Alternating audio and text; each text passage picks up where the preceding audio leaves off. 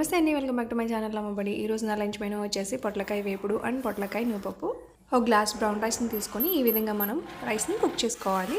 పొట్లకాయ తీసుకొని శుభ్రం చేసుకొని రౌండ్గా కట్ చేసుకోవాలి. వీటిలో ముదిరిన ముక్కలు ఉన్నాయి, వీటిని తీసివేయాలి. ఇప్పుడు వీటికి గట్టి ఉప్పు అనేది వేసుకొని బాగా స్మాష్ చేసుకోవాలి.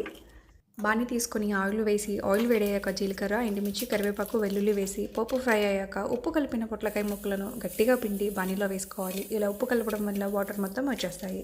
పొట్లకాయ ముక్కలు కొద్దిగా ఫ్రై అయ్యాక ఆఫ్ తీసి వేరే బౌల్లో వేసుకోవాలి. మిగతాది మనం బాగా ఫ్రై చేసుకోవాలి. మన ఫ్రై అనేది రెడీ అయిపోయింది.